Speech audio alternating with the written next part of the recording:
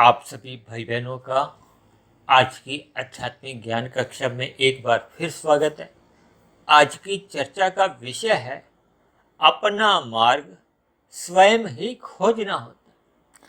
देखिए कितने साधारण से शब्द हैं, लेकिन इन शब्दों के सही सही अर्थ समझने के लिए आपका हमारा मिला हुआ पूरा जीवन भी बहुत छोटा लगता है। और मैं तो यहाँ तक भी कहता हूँ कि हम सभी भाई बहनों के देखिए कितने ही जन्म मनुष्य योनि में भी ऐसे बीत चुके हैं कि हम इस शब्दों के सही सही अर्थ समझ नहीं पाते। देखिए मनुष्य जीवन भर एक परम सुख की तलाश में ही भटकता रहता है।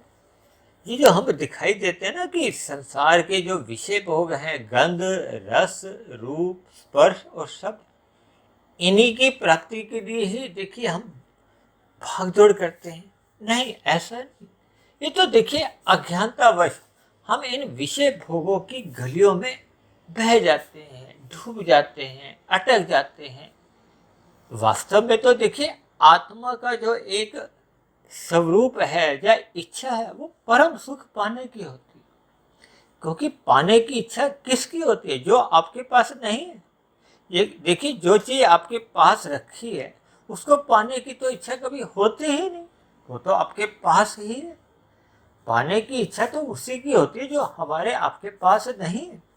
क्योंकि शास्त्रों में कहा गया हम सभी आत्माएं सत्य चित हैं, नित्य हैं। देखिए सब भाई बहन जानते हैं कि आत्मा का जन्म मरण नहीं होता। कितनी साधारण सी बात है। शरीर में से आत्मा निकल गई तो कह देते हैं मृत्यु होगी, और किसी शरीर में आत्मा आ गई तो कहते हैं जन्म हो गया। ये एक मोटी भाषा में कह दिया जाता है। देखिए कोई शरीर रेडीमेड तो है नहीं कि उसके अंदर आत्मा आई और जन्म हो गया। देखिए आपके हमारे घरों में जैसे विभिन्न प्रकार के एक यंत्र रखे होते हैं, फ्रिज है, गीजर है, मिक्सी है, उसमें जब बिजली का प्रवाह आता है तो फिर वो कार्य करता है। ये तो एक अलग बात है, वो भौतिक यंत्र है। हालांकि देखिए आपके हमारे ये जो स्थूल शरीर है ये भी भौतिक ही कहलाता है। भौतिक का अभिप्राय देखिए ये 5 भूतों से है, पृथ्वी, जल, अग्नि, वायु, आकाश। जबकि हम सभी भाई बहन जानते हैं कि देखिए माता के गर्भ में आपके हमारे इस स्थूल शरीर का निर्माण होता है। और निर्माण कौन करता है? देखिए कोई इसमें कोई मिस्त्री तो लगता नहीं है, जैसे हम घर निर्माण करते हैं या कुछ और निर्माण करते हैं। ये तो देखिए आत्मा की शक्ति कहो, परमात्मा की एक दिव्य शक्ति कहो। जैसे ही सूक्ष्म शरीर अपने लेखा जोखा के साथ आत्मा परमात्मा के साथ एक गर्भ में प्रवेश करते हैं तो फिर वो चेतन तत्व वो स्थूल शरीर का एक निर्माण करते हैं, जिसको शास्त्रों में कहा गया कि ये निर्माण प्रक्रिया 9 माह 9 दिन की चलती है। और जिसको आप और हम देखिए मोटी भाषा में जन्म कहते हैं ना, इसकी जन्म तिथि ये है। तो जब स्थूल रूप से 9 माह 9 दिन के बाद या जो भी एक अवस्था के बाद एक स्थूल रूप में जन्म होता है, उसी को हम देखिए जन्मदिन कहते हैं, खुशियाँ मनाते हैं। और जब एक समय विशेष के बाद देखिए बचपन अवस्था, युवावस्था, प्रौढ़ अवस्था, वृद्धावस्था और मृत्यु हो जाती है। जैसे ही वो चलता फिरता शरीर जो 5, 6, 7 फुट का होता है वो चलना फिरना बंद कर देता है, तो उसको हम मृत्यु कह देते हैं और कह देते हैं कि इसमें से आत्मा निकल गई। अब शास्त्रों में देखिए कहा गया कि ये मनुष्य योनि कर्म योनि है। सर्वप्रथम तो मनुष्य योनि को हमने अपने जो भोग योनि समझा हुआ है ना, इससे थोड़ा ऊपर उठना पड़ेगा। सर्वप्रथम हमें अपने कर्मफल सिद्धांत को समझना होगा। फिर कर्म योनि के साथ साथ जो आपको हमें मनुष्य योनि पाकर एक अवसर मिला है, किस बात का? उस परम सत्ता, आनंद स्वरूप सत्ता, सच्चिदानंद से जुड़ने का। क्योंकि आत्मा और परमात्मा ये दोनों चेतन तत्व हैं। हम सभी आत्माएं एक ज्ञान स्वरूप हैं, सत्य चित इसलिए कहा जाता है। देखिए किसी भी आत्मा में अज्ञानता हो ऐसा नहीं, वो तो अज्ञानता आ चुकी है। स्वरूप से देखिए हम सभी आत्माएं ज्ञानवान हैं, मैं भी ज्ञानवान हूँ, आप भी ज्ञानवान हो। फिर भी हम कहते हैं कि बार बार सत्संग करो, सत्संग करो। किस लिए? इसलिए कि आपके हमारी आत्मा के ऊपर देखिए जो एक विषय भोगों का कहो, प्रकृति के 3 गुणों का कहो, इनका जो एक मल रूपी आवरण आ चुका है, जिससे आपके हमारी आत्मा का प्रकाश ढक जाता है। जैसे सूर्य के प्रकाश के आगे काले बादल आ जाते हैं, वैसे ही आपकी हमारी आत्मा के ऊपर देखिए ये तमोगुण का बहुत बड़ा काला बादल है, मल रूपी भी कहा जाता है। ये रजोगुणी एक उससे छोटा बादल है, ये कम काला है। और वैसे तो देखिए सत्वगुण को कोई एक काला बादल तो नहीं कहा जाता, क्योंकि अक्सर अगर मैं इस पर कुछ शब्द रखूंगा तो एक साधारण मनुष्य भ्रम की स्थिति में पहुंच जाता है। हालांकि प्रकृति में देखिए इस सत्वगुण को भी मलिन सत्वगुण कहा जाता है। जबकि देखिए हम कहते हैं ना, सूर्य निकलने से पूर्व के जो 2 घंटे 40 मिनट है, जिसकी देखिए मैं तो प्रतिदिन ही बहुत ही ठोक बजा के इसकी एक आपको प्रेरणा देता हूँ कि ब्रह्म मुहूर्त में उठा करो, ब्रह्म मुहूर्त में उठा करो। क्योंकि हम इस आध्यात्मिक ज्ञानात्मक चैनल पर जो प्रतिदिन एक वीडियो तैयार करते हैं परमात्मा की प्रेरणा से, वो केवल और केवल ब्रह्म मुहूर्त में ही तैयार करते हैं। यो पिछले 3 वर्षों में लगभग 900 के आसपास होने जा रही है। हमारी बनी हुई सभी वीडियो का जो केंद्र होता है वो परमात्मा, आत्मा और प्रकृति के 3 गुण, या इन 3 गुणों से ही आपके हमारे जो 3 शरीर हैं, स्थूल शरीर, सूक्ष्म शरीर और कारण शरीर, इन्हीं के संबंधित ही होती है। लेकिन शास्त्रों में इस प्रकृति को क्योंकि अंधकार में ही कहा गया है, इसलिए ये सत्वगुण में इसको मलिन कहा जाता है, ये सूक्ष्म अर्थों में। और परमात्मा जो एक विशुद्ध सत्वगुण ही सत्य है। जैसे आप कहते हैं ना शुद्ध घी, शुद्ध घी का अभिप्राय क्या होता है कि उसमें मिलावट नहीं हो। देखिए आजकल हम जो घी खाते हैं उसमें कुछ ना कुछ अंश, उसमें कुछ वनस्पति यानी कि दूसरा घी मिला होता है। इसी तरह ये संसार के सत्वगुण में भी देखिए, जब हम सत्वगुण कहते हैं तो उस समय विशेष में सत्वगुण की प्रधानता होती है। क्योंकि प्रकृति के 3 गुण, एक प्रधान होता है, दूसरा गौण होता है, तीसरा अति गौण होता है। इसीलिए तो देखिए मैं इन गुणों को 1, 10, 100 की स्थिति से संबोधित करता हूँ। क्योंकि शास्त्रों में कहा गया ना, तमोगुण से 10 गुना अच्छा रजोगुण है, रजोगुण से भी 10 गुना अच्छा सत्वगुण है। और इसी बात को आगे ले जाते हुए मैं विशुद्ध सत्वगुण को सत्वगुण से भी 10 गुना अच्छा बताता हूँ, ताकि इनके क्रम से हमें अपने जीवन का एक लक्ष्य बनाने में आसानी हो जाती। जैसे देखिए 1 का सिक्का पड़ा हो, 10 का सिक्का पड़ा हो, 100 का नोट पड़ा हो, 1000 का नोट पड़ा हो, जिसको आजकल 2000 का नोट समझा जाता है, तो हम उठाते समय किसकी इच्छा रहती है? हम चाहते हैं कि एक के सिक्के उठाएं। लेकिन वास्तविक जीवन में देखिए जीवन भर हम एक के सिक्के ही इकट्ठे करते रहते हैं। एक के सिक्के इकट्ठे करने का अभिप्राय देखिए मेरा तमोगुण से है, क्योंकि जितने भी प्रकृति के भौतिक पदार्थ हैं उनको तामसी कहा गया है। आपके हमारे शरीर में देखिए तामसी है, जिसको हम इधर उधर सजाते संवारते हैं, ब्यूटी पार्लर में जाकर घंटों बैठे रहते हैं, धन भी लगाते हैं, समय भी लगाते हैं इस तामसी पदार्थों को, इन सिक्कों को सजाने के लिए। देखिए इन सभी बातों के हमें गूढ़ रहस्य समझने होंगे। जब तक हम गूढ़ रहस्य समझते ही नहीं है, तब तक देखिए परमात्मा के प्रति हमारी कोई एक जानने की इच्छा भी जागृत नहीं होती। तो जब जानने की इच्छा ही नहीं होती तो फिर परमात्मा से जुड़ना नहीं संभव होता, और फिर परमात्मा से एक प्रीति हो, प्रेम हो, ऐसी तो फिर हम कल्पना ही नहीं कर सकते। देखिए संसार में भी हम किसी से प्रेम करते हैं तो पहले हम उसको जानते हैं, समझते हैं, उससे जुड़ते हैं। अगर साधारण शब्दों में यूँ कहो कि देखिए एक विवाह बंधन भी होता है तो उसमें भी कई प्रकार की एक प्रक्रिया होती है ना, लेकिन परमात्मा के संबंध में देखिए हम इन सभी एक साधारण बातों की अवहेलना कर जाते हैं।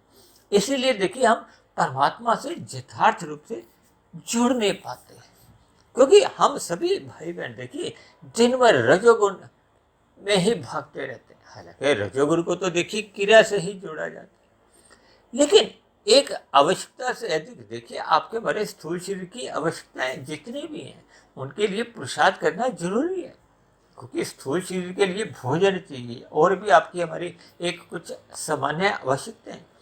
लेकिन जब हम आवश्यकताओं से आगे इच्छाएं पाल लेते हैं, भोग के हैं गंध रस रूप स्पर्श और शब्द, तो फिर हम इसी में ही खो जाते हैं। यानी कि अज्ञानता में रहते हुए परमात्मा का हमें जब सही सही ज्ञान होता नहीं है, तो फिर हम इन्हीं पदार्थों में कहो, प्रकृति के जो एक 5 भोग्य विषय हैं, इन्हीं की प्राप्ति का ही एक लक्ष्य बना लेते हैं। और इसी के लिए मनुष्य देखिए रजोगुण में रहता वो पुण्य कर्म करता है, और कभी कभी इन्हीं भोग्य विषयों की प्राप्ति के लिए, यानी कि संसार को प्राप्त करने के लिए मनुष्य विशेष प्रकार के पुण्य कर्म भी करता है, जो कि सत्वगुण में रह के किए जाते हैं। और अचंभे की बात तो देखिए तब है जब मनुष्य इन विषय भोगों की प्राप्ति के लिए या संसारी सुखों की प्राप्ति के लिए मनुष्य अन्य जीवों को देखिए पीड़ा देता है, तंग करता है, दुख देता है, यानी कि अन्य मनुष्यों के साथ विभिन्न प्रकार की छल कपट ठगी हेरा फेरी करता है। ये सभी निषेध कर्म है। देखिए आज मनुष्य अपने जीविका के स्वाद के लिए मांसाहार का सेवन करता है, अन्य पशु पक्षियों का वध करता है। देखिए जब हम अपने सुख प्राप्ति के लिए अन्य जीवों को पीड़ा देते हैं तो ये निषेध कर्म है। इनका तो देखिए हमें भविष्य में फिर दुख रूपी फल भोगने ही होते। ये जो मनुष्य से नीचे की जो 80 लाख प्रकार की तामसी जोनी है, दंड रूपी जोनी है, इनमें जाकर फिर देखिए हमें दंड भुगतना पड़ता है। हालांकि देखिए मनुष्य जोनी पाकर भी आपको हमें दुख मिलते हैं, लेकिन इन सभी बातों को हमें ज्ञान पूर्वक समझना होगा कि किए गए पाप कर्मों का हमें भविष्य में दुख रूपी फल भोगना ही होता है, क्योंकि कर्म फल सिद्धांत सदा ही क्रियाशील रहता है। देखिए सिद्धांत का अभिप्राय है कि उसमें कभी भी किसी भी काल में कोई परिवर्तन नहीं होता, वो सिद्ध है, उस पर किसी भी प्रकार का कोई अवरोध नहीं आता, किसी भी प्रकार का कोई अपवाद नहीं आता। ये अनादि काल से एक कर्म में चलते आ रहे। इसलिए हमें मनुष्य योनि पाकर सर्वप्रथम अपने कर्मों में सुधार करना होगा, हमें पाप कर्मों से बचना होगा, पुण्य कर्म करने होंगे। पुण्य कर्मों से फिर आगे निकलते निकलते हमें निष्काम कर्मों से जुड़ना होगा। ये तभी संभव होता है जब हम परमात्मा से जुड़ने का एक अपना लक्ष्य बनाते हैं। देखिए आज मैंने क्या लिखा है, अपना मार्ग स्वयं ही खोजना होता है। देखिए खोजना का अभिप्राय है कि उस पर हमें एक निश्चय करना होता है, मनुष्य जीवन के महत्व को समझना होता है। देखिए खोजना का अभिप्राय कोई ऐसा नहीं है कि जैसे आपके हमारे घर में कोई चीज़ रखी हो इधर उधर, उसको हम खोजते हैं। देखिए परमात्मा हम सभी के भीतर में है। आपके हमारे मन मंदिर जिसको कहते हैं ना, मन के भीतर ही परमात्मा का वास है। जैसे आत्मा है वैसे ही परमात्मा है, दोनों चेतन तत्व हैं। आत्मा को देखिए सत्य चित्त कहा जाता है, यानी कि हम सभी आत्मा ज्ञान स्वरूप है। लेकिन जब हम विषय भोगों का मर्यादा से अधिक संग कर जाते हैं तो फिर आपके हमारी आत्मा पे ये पदार्थों का एक आवरण चढ़ जाता है, जिससे आपका हमारा फिर ज्ञान भी धूमिल हो जाता है। तो सर्वप्रथम हमें ज्ञानमय स्थिति में लौटना होगा। जैसे देखिए एक सीढ़ी के डंडे होते हैं ना, पहला डंडा, दूसरा डंडा, तीसरा डंडा, चौथा डंडा।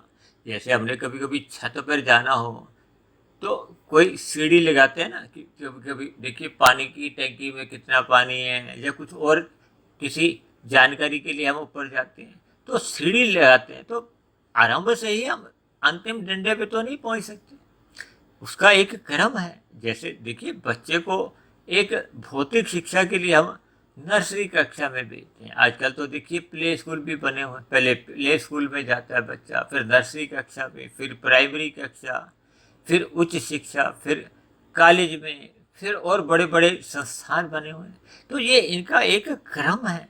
अब आरंभ में तो देखिए नर्सरी कक्षा में बच्चे रोते धोते ही जाते हैं। अक्सर आपने देखा होगा नर्सरी कक्षा हो या प्ले स्कूल, बच्चों को शिक्षा का एक महत्व समझ नहीं आता।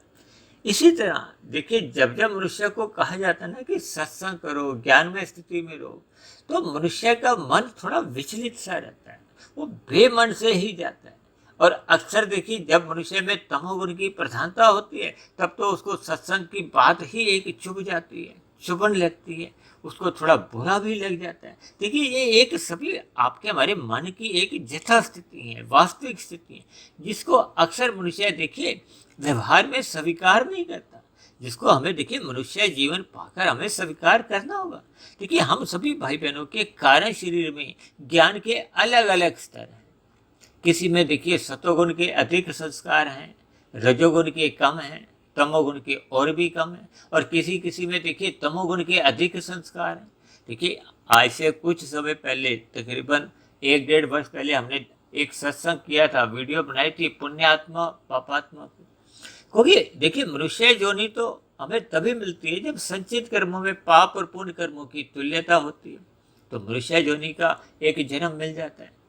लेकिन आपके हमारे कारण शरीर में जो संस्कारों की स्थिति होती है, देखिए अब मनुष्य योनि में मरते समय किसी के देखिए संचित कर्मों में 70% पाप कर्म है और पुण्य कर्म मात्र 30% है। अब उन्हीं पाप कर्मों से संबंधित संस्कार भी तो बने हुए हैं कारण शरीर में। अब ऐसी स्थिति में देखिए उन पाप कर्मों के 70% जो बुरे संस्कार बने हुए हैं और 30% पुण्य कर्मों के भले ही अच्छे संस्कार भी बने हुए हैं, तो प्रधानता किसकी है? बुरे संस्कारों की प्रधानता से। देखिए आप इस बात को एक उदाहरण से समझिए, भारत में जो संसद बनी हुई है तो सरकार किसकी चलती है? जिसका बहुमत होता है। तो जब आपके हमारे कारण शरीर में बहुमत किसका है? अब बहुमत में देखिए 70% का जो अनुपात है वो तो बहुमत है ना, तो वो बुरे संस्कारों का है। तब ऐसी स्थिति में देखिए आपके हमारे मन बुद्धि में फिर बुरे बुरे फुरने उठते हैं। ये मन बुद्धि में जो बुरे फुरने उठते हैं फिर ये स्थूल शरीर की कर्मेंद्रियों द्वारा नए नए पाप कर्म करवाती है। तो ये सिलसिला देखिए चलता रहता है। इसलिए देखिए मनुष्य योनि के मरते समय यदि अब 70% पाप कर्म है तो फिर उसको नीचे की योनियों में जाना पड़ता है। देखिए नीचे की योनियों में भी अधोगति या दुर्गति मानी जाती है। जब मनुष्य पक्षी पशु योनि में चले जाते हैं तो ये अधोगति मानी जाती है। अब यदि उसका अनुपात बहुत अधिक बिगड़ गया है तो नीचे की देखिए कीड़े मकोड़े पेड़ पौधे वनस्पति की योनि में जाना पड़ता है। देखिए इन सभी बातों को सुनने से हम कभी कभी भयभीत भी हो उठते हैं। देखिए मनुष्य से नीचे की जोनियों के ऐसी कितनी ही जोनी हैं जिनके मनुष्य देखिए नाम सुनकर ही भयभीत हो उठता है।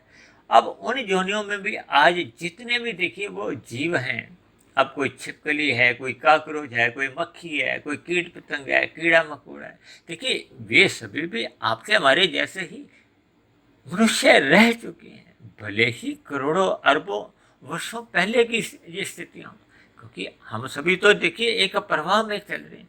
तो इन सभी बातों को हमें ज्ञान पूर्वक समझना होगा, हमें पुण्य कर्म करने होंगे। सर्वप्रथम कहते हैं ना, पाप कर्म छुड़वाने के लिए पुण्य कर्म करने की एक सलाह दी जाती है। फिर पुण्य कर्म छुड़वाने के लिए देखिए एक निष्काम कर्म करने की एक प्रेरणा दी जाती है। भगवान श्री कृष्ण ने तो गीता में निष्काम कर्म करने की अर्जुन को माध्यम बनाते हुए हम सभी भाई बहनों को एक प्रेरणा दी है, क्योंकि निष्काम कर्म फिर हमें आपको ये जन्म मरण के बंधन में बांधते नहीं है, ये कमजोर करते हैं।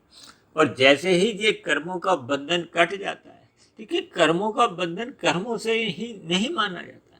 शास्त्रों में तो कहा गया है ये बंधन देखिए संस्कारों का होता है।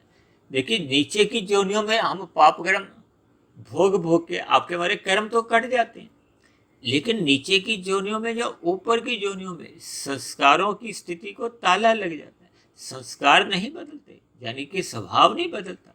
इसीलिए तो मैंने अभी बताया ना, पुण्यात्मा पापात्मा। जब नीचे की जोनियों से मनुष्य तरक्की करता करता विकास करता करता उसको मनुष्य जोनि का जन्म तो मिल जाता है कर्मों के आधार पर, क्योंकि पाप कर्म भोगते भोगते वो जब घट घट के वो 30% पुण्य कर्मों की बराबरी में आ जाते हैं तो उसको मनुष्य जोनि का जन्म मिल जाता है।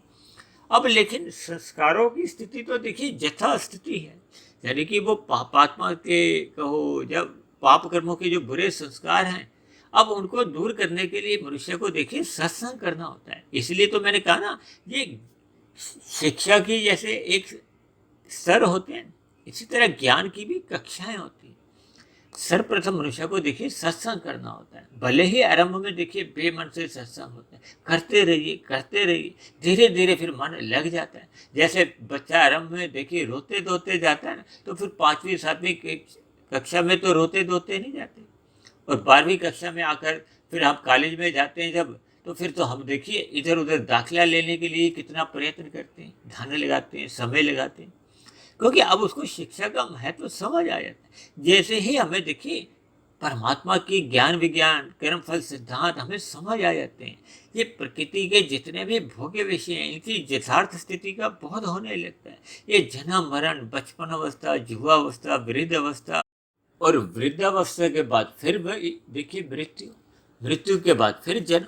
तो ये जो जन्म मरण का एक बंधन है, कर्मों का, संस्कारों का, देखिए संस्कारों का बंधन बहुत ही महत्वपूर्ण। अक्सर मैं देखिए संस्कारों को 100% महत्व देने की बात करता हूँ। इसलिए हम सभी भाई बहनों को देखिए अपना मार्ग का अभिप्राय, अपना लक्ष्य स्वयं ही निर्धारित करना होगा।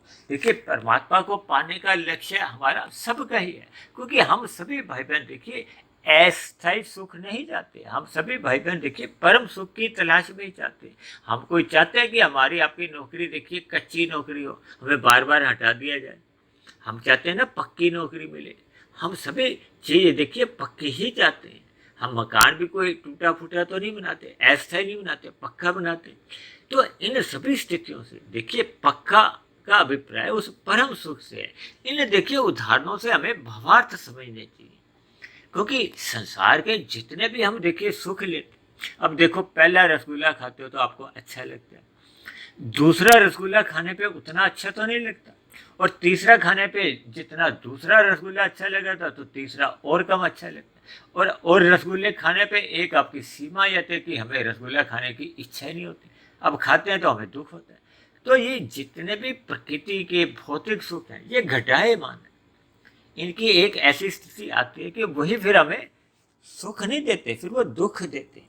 आप किसी भी तरह का देखिए सुख को पकड़ नहीं सकते, आप रसगुल्ले को जीभ पे रख नहीं सकते। 2 सेकंड, 5 सेकंड, 10 सेकंड, 1 मिनट, कितनी देर आप रखो, यानी कि सुखों को हम अल्पकालिक रूप में भोगते हैं। सुख मिलता है, इसमें देखिए कोई दोहराई नहीं। यही तो रजोगुण का सुख है। रजोगुण में जितने भी सुख मिलते हैं वो अल्पकालिक होते हैं, फिर वही सुख दुख में बदल जाते हैं।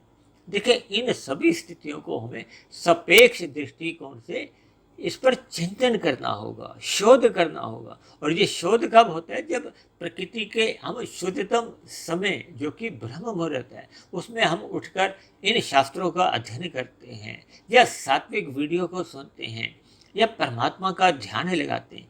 इसलिए तो मैंने देखिए आज मैंने अपना मार्ग को एक सफ़ेद रंग से दर्शाते हुए इस पर चिंतन करने का एक जोर दिया है, क्योंकि हमें अपना मार्ग स्वयं ही खोजना है।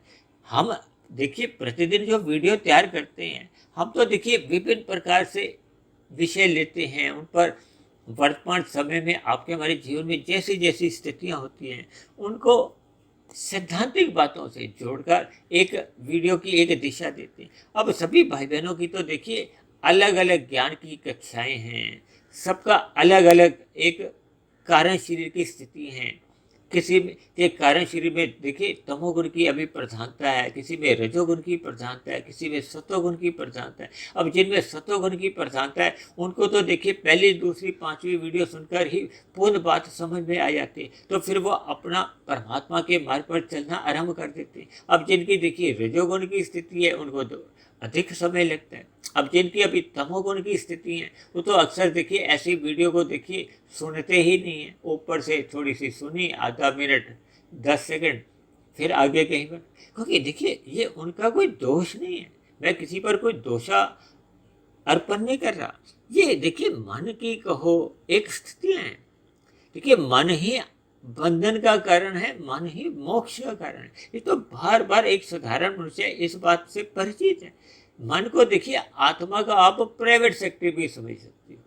जैसे प्राइवेट सेक्रेटरी मंत्री के पास जैसे जैसे फाइलें लेके जाता है वो वैसे वैसे मंत्री हस्ताक्षर करता है। इसी तरह देखिए मन आपका स्थूल शरीर के द्वारा हमें जहाँ जहाँ ले जाता है, आत्मा वहीं वहीं चली जाती है, साइन कर देती है, हस्ताक्षर कर देती है, स्वीकृति दे देती है। इन सभी बातों को देखिए हमें समझना होगा। इसलिए हम सभी भाई बहनों को अपना मार्ग स्वयं ही खोजना होगा। अब देखिए आज मनुष्य यदि पाप कर्म कर रहा है तो सर्वप्रथम उसको अपने पाप कर्मों से एक छुटकारा चाहिए, उसको पाप कर्म छोड़ने ही होंगे। देखिए आरंभ में जब तक आपके हमारे कारण शरीर में वो शुभ संस्कार नहीं बने होते तो आरंभिक स्थितियों में देखिए यदि शुभ संस्कार 10% है, बुरे संस्कार 90% है, तब देखिए बुरे काम छोड़ने के लिए, पाप कर्म छोड़ने के लिए हमें बहुत ही अधिक प्रयत्न करना होता है। वो 90% की मेहनत करनी होती है। फिर जैसे जैसे आपके कारण शरीर में शुभ संस्कार बन जाते हैं, अब 10% शुभ संस्कार थे, अब वो 20% बन गए, और बुरे संस्कार देखिए घट के 90% से अब 80% रह गए। अब हमें मेहनत देखिए केवल 80% की करनी होती है, और जैसे जैसे ये शुभ संस्कार देखिए 60% बन जाते हैं तो फिर हमें मात्र मेहनत 40% की करनी होती है। देखिए इन सभी बातों को हमें सापेक्ष दृष्टिकोण से समझना होगा, क्योंकि जब जब आपका हमारा देखिए सतोगुण में संग करने का एक स्वभाव बन जाता है, रुचि जाग जाती है, मनुष्य ब्रह्म मुहूर्त में उठने लगता है, उसका स्वभाव बढ़ जाता है, तब वो अक्सर अपने आप ही देखिए रात को जल्दी सो जाता है। जब हमारा ब्रह्म मुहूर्त में उठने का स्वभाव बढ़ जाता है तो आपका हमारा दिन में जो रजोगुण की स्थितियां भी हैं वो देखिए एक साधारण स्तर पर अपने आवश्यकताओं की पूर्ति के लिए ही चलती है। देखिए एक मैंने वीडियो तैयार किया था, लाभ, लोभ, संग्रह, महासंग्रह। देखिए हमें अपनी आवश्यकताओं की पूर्ति के लिए लाभ का तो ध्यान रखना ही होता है, लेकिन जब मन में लोभ की स्थिति आती है तो फिर मनुष्य रजोगुणी बन जाता है, और लोभ से जब मनुष्य संग्रह की प्रवृत्ति में आ जाता है, 2 के 4 बनाता है, 4 के 40, 40 के फिर 400, 4000, लाख, करोड़, वो फिर धन की दुनिया में कहो, जब संग्रह की दुनिया में वो कितने गहरे तल पे उतर जाता है तो फिर उसी स्थिति में उससे पाप कर्म होने लगते हैं। तो ये सब आपके हमारे देखिए जीवन की एक सच्चाई है। इन सभी बातों पर हमें देखिए स्वयं ही चिंतन करना होगा, इन पर शोध करना होगा, यानी कि हम सभी भाई बहनों को अपना मार्ग स्वयं ही खोजना होता है, अपना निश्चय बनाना होता है। क्योंकि देखिए शास्त्रों में, गीता में कहा गया ना, 4 प्रकार के भक्त होते हैं। पहला अर्थ भक्त होता है, दूसरा अर्थार्थी, तीसरा जिज्ञासु, चौथा प्रेमी या ज्ञानी भक्त कहा गया। अब देखिए आर्थ भक्त का अभिप्राय क्या होता है कि जब जब आपके हमारे जीवन में दुख आते हैं, जब जब देखिए दुख आते हैं, अभी कुछ दिन पहले हमने एक वीडियो बनाया था ना, दुख के साथ हमने एक वार्निंग या एक रिमाइंडर कहा था। ठीक है, जब जब आपके हमारे जीवन में दुख आते हैं तो सहज ही हमें परमात्मा की याद आ ही जाती है। इस बात को सभी मनुष्य स्वीकार करते हैं, भारतवासी ही नहीं, विदेशों में रहने वाले भी देखिए प्रत्यक्ष रूप से या अप्रत्यक्ष रूप से हम परमात्मा को याद करते ही हैं। लेकिन जैसे जैसे फिर आपका हमारा एक परमात्मा के प्रति एक जिज्ञासा उत्पन्न होती है, हम आर्थ से देखिए अर्थात धन प्राप्ति के लिए परमात्मा की हो जाते हैं, धर्मानुसार हम कर्म करते हैं, धन की इच्छा रखते हैं, और जब हमें देखिए इन पदार्थों का कहो एक यथार्थ रूप समझ में आ जाता है कि इन पदार्थों में हमें सही सही सुख मिल नहीं पाता, तो फिर मनुष्य का ज्ञान पूर्वक वैराग्य हो जाता है। फिर वो तीसरी स्थिति में आता है, जिज्ञासा उसमें अंदर जाती है, वो परमात्मा को अधिक से अधिक सुनना चाहता है, समझना चाहता है, फिर उससे वो जुड़ पाता है। देखिए ये तीसरी स्थिति जिज्ञासु भक्त की आती है, ये भी बहुत ही ऊंचे श्रेणी की मानी जाती है। और जब परमात्मा से मनुष्य जुड़ जाता है, यानी कि प्रेमी भक्त कहो, ज्ञानी भक्त, तो फिर उसकी साधना आरंभ होती है। देखिए मैंने कहा ना, हमारी मन की अलग अलग स्थितियां हैं, सबके कारण शरीर अलग अलग हैं, सबके ये देखिए भक्ति के भी अलग अलग स्तर हैं। तो हम जिस स्तर पर भी हैं, देखिए मनुष्य जिस स्थिति में भी है, उस स्थिति से मनुष्य को परमात्मा की ओर मुड़ना होगा, परमात्मा की ओर हमें अपना लक्ष्य बनाना होगा। यही आपका हमारा देखिए अपना मार्ग है। इसलिए मैंने अपना मार्ग को देखिए सफ़ेद रंग से दर्शाकर एक चिंतन करने की आपको एक प्रेरणा दी है। हम सभी भाई बहनों को देखिए ब्रह्म मुहूर्त में उठ जाना चाहिए, इस पर चिंतन करते रहना चाहिए। देखिए हम किस स्थिति में, इसकी आपको चिंता नहीं करनी, हमें केवल चिंता यही करनी है कि हमें देखिए आगे बढ़ना है। अब दूसरी कक्षा का विद्यार्थी 11वीं कक्षा के विद्यार्थी से कोई अपनी तुलना उस दृष्टिकोण से नहीं करता। देखिए वो 11वीं कक्षा वाला भी कभी ना कभी किसी ना किसी स्थिति में वो भी दूसरी कक्षा का छात्र था। चाहे देखिए हम वर्तमान जीवन में उस स्थिति में नहीं रहे, तो इन सभी स्थितियों से हमें ऊपर उठते हुए अपना स्वयं का एक मार्ग बनाना चाहिए। मनुष्य योनि के मिले हुए अवसर का लाभ उठाना चाहिए। ब्रह्म मुहूर्त में उठना ही हम सभी भाई बहनों के लिए एक लक्ष्य बनाना ही होगा। देखिए मैं हर रोज आपको एक ही बात जोर देकर कहता हूँ कि मनुष्य को ब्रह्म मुहूर्त का संग करना चाहिए। वो इसलिए देखिए मैंने बताया ना, एक एक का सिक्का हो, 10-10 के सिक्के हों, 100-100 के नोट हों, या 1000-1000 के या 2-2 हज़ार के नोट, तो हमें लाभ के दृष्टिकोण से भी देखिए हम 2000 के नोट को अधिक महत्व देते हैं, लेकिन अपने जीवन में देखिए हम तमोगुण को या रजोगुण को ही अधिक महत्व देते हैं। तो इसमें कोई देखिए समझदारी नहीं है, कोई बुद्धिमानी नहीं है। इसलिए मेरी आप सभी भाई बहनों से विनती है कि ब्रह्म मुहूर्त में उठने का अपना अभ्यास बनाइए। देखिए आरंभिक स्थितियों में हो सकता है कुछ समस्याएं आती हैं, लेकिन जैसे जैसे आपको हमें ज्ञान आपका हमारा कारण शरीर में टिकने लगता है, तो फिर वो अपना प्रभाव दिखाता है, फिर हमें परमात्मा की ये जो बातें अच्छी लगने लगती हैं। तो ऐसी सभी शुभ स्थितियां हम सभी भाई बहनों के जीवन में जल्द से जल्द बने, ताकि हम सभी भाई बहनों के जीवन में अपना मार्ग यानी कि परमात्मा को पाने का मार्ग जल्द से जल्द बने। परमात्मा को पाने का लक्ष्य आपका हमारे जीवन में सदा बना रहे। इन्हीं शुभकामनाओं के साथ आज की चर्चा विशेष को हम यहीं विश्राम देते हैं।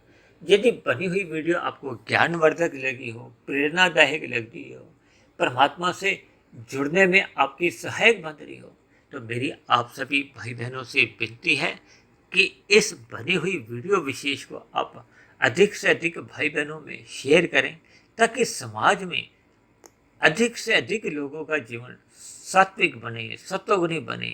जब देखिए समाज में एक सत्वगुणी वातावरण बनता है, तो उस सत्वगुणी वातावरण में हम सभी भाई बहनों का ही सुखमय जीवन बीतता है। परमात्मा की सहज से हमारी आपकी प्रीति बनी रहती है। और यदि मेरी बनी हुई वीडियो विशेष पर आपको किसी प्रकार की कोई शिकायत हो, मेरे कहे गए शब्द आपको तर्क संगत सही नहीं लगते हो, या मेरी बनी हुई वीडियो संबंधित आपके मन में कोई प्रश्न उठ रहे हो, या मेरे आध्यात्मिक ज्ञानात्मक चैनल के प्रति आपके मन में कोई सुझाव हो, यानी आप सभी भाई बहन नीचे दिए गए कमेंट्स बॉक्स पर जाकर अपने प्रश्न, सुझाव या शिकायत भी लिख सकते हो। तो अब चर्चा विशेष को हम यहीं विश्राम देते हैं। कल फिर मिलते हैं एक नए विषय को लेकर, एक नए संदेश के साथ। तब तक आप सभी भाई बहनों का बहुत बहुत धन्यवाद।